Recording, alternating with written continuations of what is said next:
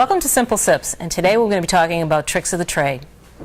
And today we have a special guest with us, Jonathan Alsop from the Boston Wine School.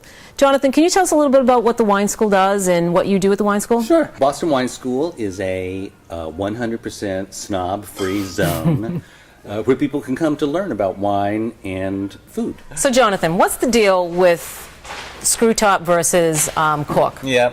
Well, I mean, this is a question we hear at the wine school all the time. And, you know, screw caps are being much more accepted by people.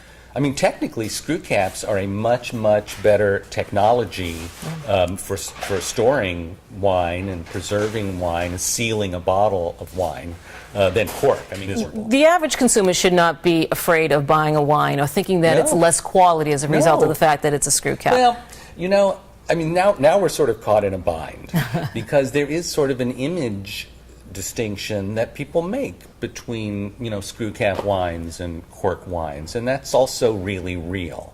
So, Jonathan, you come into a store like the Wine Connection. How do you go about navigating a store like this?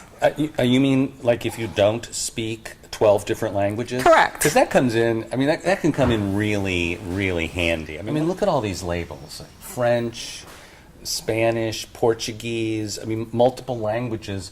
There's a couple of different approaches to, you know, to how you deal with a wine and its label and trying to understand what's inside the bottle. One is the pretty label aisle.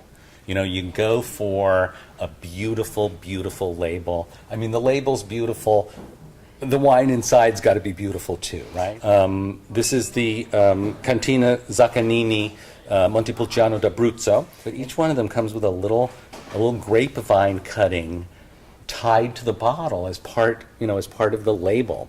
And so the message ending is, you know, that this wine has some kind of connection with, you know, the real thing. If this bottle of wine had this and it were dipped in wax, I'd be buried with it. Okay, that's how perfect it is and how well it works on me.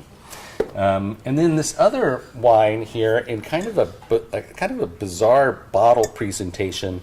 This is the C Soave from northeastern Italy. Soave means exactly what it sounds like to us. It means suave. So this wine is named after its personality. Suave, compatible, gets along with a lot of different kinds of foods. You can drink it alone.